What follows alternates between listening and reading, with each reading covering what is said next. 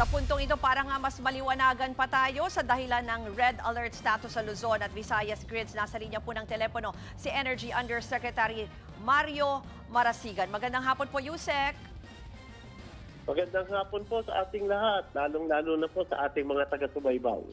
Yusek, yung tanong po ng marami, bakit po ba nagkakaroon ng ganitong mga brownout? Lalo naman na pag panahon ng summer, inaasahan naman din po na talagang tumataas ang demand. Maraming salamat po sa katanungan, no? At nais ko pong magbigay linaw na meron naman po tayong sapat na supply ng kuryente. Maayos naman po ang ating serbisyo. Datapwat nung kamakalawa, noong May 13 po, nagkaroon po ng insidente kung saan po dalawang linya ng transmission ng sa transmission line ng National Grid Corporation or NGCP ang nagkaroon po ng tripping. So yun pong dalawang linya na yon nagkataon nakatutok po sa ating mga natural gas facilities sa Batangas.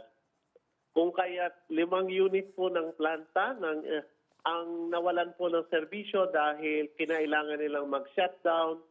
Ang kanilang electricity generation ay hindi po mapadaloy sa nag-trip na linya ng NGCP. Yun po ang naging kadahilanan kung bakit meron tayong sitwasyon sa ngayon.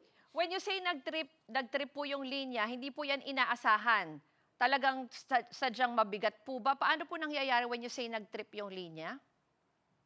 Pasensya na po kayo, hindi ko po maibibigay sa inyo ang detalye dahil humingi na po kami ng full report sa NGCP. Subalit hanggang sa ngayon po, hindi po nila maibigay sa amin ang detalyadong report hinggil sa pangyayari kung saan at kung bakit nagkaroon po ng tripping ang ating transmission facilities. So, ang alam lang po natin, bandang alas 4, lagpas po ng alas 4 noong May 13, ang Dasmariñas Ilihan Line ay nag-trip.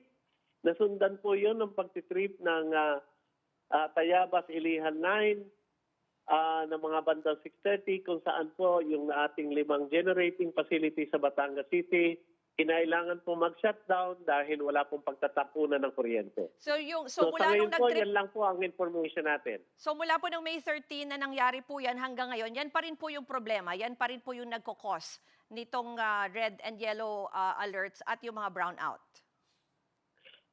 Yan po yung mga huling insidente kung saan po na-trigger yung ating mga red and yellow alert. Although nakabalik na po yung ating isang unit ng gas plant, at pati na rin po yung Masinloc Unit 3 na nasa Zambales.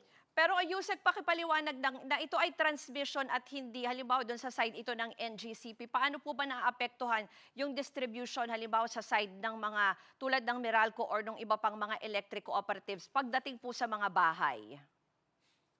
Bali, ganito po yung pangyayari dahil ang kuryente po natin ay magbubuhat sa generation facilities.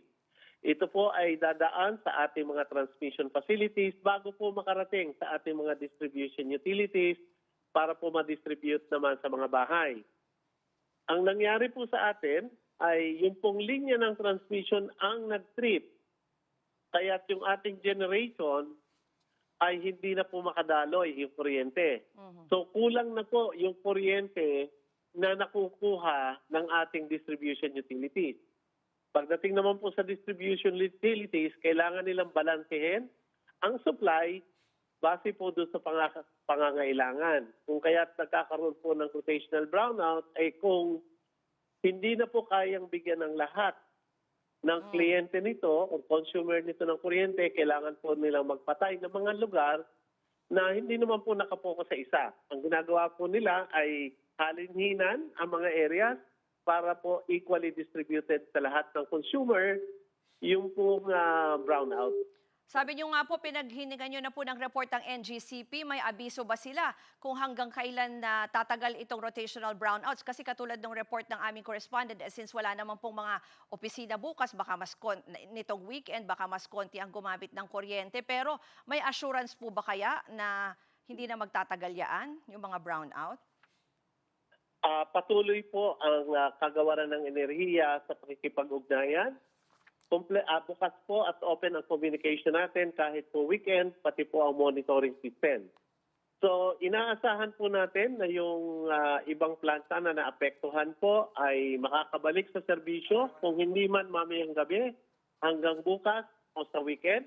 Isa na lang. At tama naman po yung nasabi ng NGCP na dahil mas maliit ang konsumo during weekend, baka po kahit isa o dalawa pa lang ang plantang nakakapasok, hindi na po tayo magkakaroon ng rotational brownout. Pero ang kailangan po namin siguraduhin, particularly po ng kagawaran ng enerhiya, sa tulong na rin po ng ating Energy Regulatory Commission, ay pagdating po ng Lunes, ay may sapat na ulit tayong kuryente para po hindi na magkaroon ng rotational brownout. Yun na lang sa parte, syempre marami na pong na inconvenience. Yusek, no, parang ano ba to? May refund ba? Paano magiging in a way yung payment of damages sa mga consumers po na dahil dito sa aberya na ito, paano po din yung epekto sa billing? Bali po sa atin pong pagtatantiya, aalamin po natin kung meron po bang kakulangan sa pagde-deliver, sa pagbibigay ng serbisyo, kung sino man. Maaari pong ito ay ang NGCP bilang transmission and system operator or ang ating pong mga generation facilities na kung bakit hindi kagad sila nakabalik sa sistema. Ito po ay aalamin natin kung saan po ang Department of Energy ay minobilize na at binubuo na po ulit yung tinatawag po nating Grid Reliability Task Force. Ito pong task force na to ay binubuo ng Department of Energy, ng Energy Regulatory Commission. Kasama na rin po rito ang National Transmission Corporation, pati na rin po ang Western Operator, yung IMO po natin, at pati na rin po yung PISAM, yung Private Sector Assets and Liabilities Management Corporation.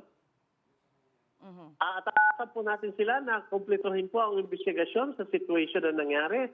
At kung meron po tayong makita na kakulangan sa serbisyo, maaari po natin i-endorse yan sa Energy Regulatory Commission upang alamin ano naman po yung karampatang parusa o penalty na pwede pong igawad kung sakaling mapatunayan po na mayroong pagkukulang. Okay, maraming po salamat sa pagsagot sa aming tawag, si Energy Undersecretary Mario Marasigan. Mga kapatid, Ruth Cabal po, para sa mabilis na pasada ng mga balitang dapat niyong malaman, mag-follow at mag-subscribe sa social media pages ng News 5.